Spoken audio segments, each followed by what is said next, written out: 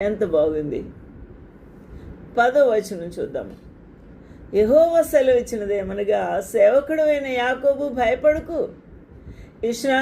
ఇశ్రాయేలు విస్మయం పొందుకుము.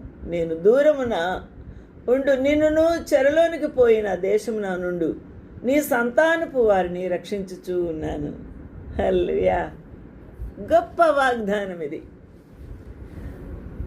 ఇశ్రాయేలు భయపడకు అని యెహోవా దేవుడు ధైర్యపరుస్తూ ఉన్నాడు.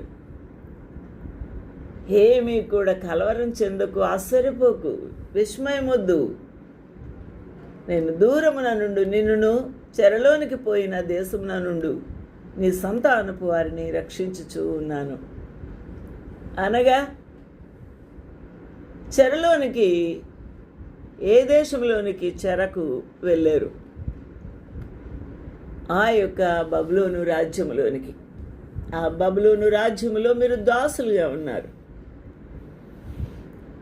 అయితే నీ సంతానపు వారిని రక్షించుచూ ఉన్నాను, చెరలోనికి పోయిన నీ సంతానపు వారిని.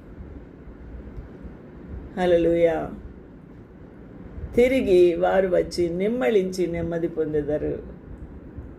దేవునికి మహిమ కలుగును గాక. తిరిగి వారి యొక్క ఇశ్రాయేలు రాజ్యములోకి ప్రవేశించి నెమ్మది పొందెదరు అన్న గొప్ప వాగ్దానం. అది నెరవేరింది నా ప్రియులారా. ఇదే నిన్ను రక్షించుటకు నేను నీకు తోడై ఉన్నాను. యెహోవా వాక్కు, ఇదే వాక్కు. నేను నీకు తోడుగా ఉన్నాను. నేను చెదరగొట్టిన జనములన్నిటిని నేను సమూల నాశనము చేసేదాను. ఎవరు చెదరగొట్టారు? నెబుకద్నెజరు రాజు.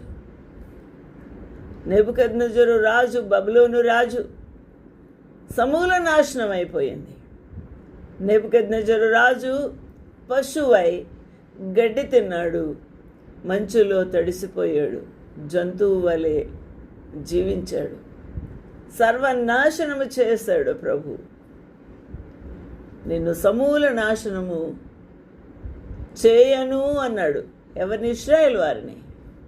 చెదరగొట్టిన జనములన్నిటినీ నేను సమూల నాశనము చేసేదాను. ఎవరెవరు చెదరగొట్టారు? ఏ ఏ దేశాలు? అలెగ్జాండర్ గ్రీసు దేశము, అలాగే బబులోను రాజు, ఐగుప్తీయులు, సిరియన్స్, లెబనోను వారు, టర్కీ వారు ఇప్పుడు శత్రుత్వం, ఇరాన్, ఇలాగ వీరందరూ కూడా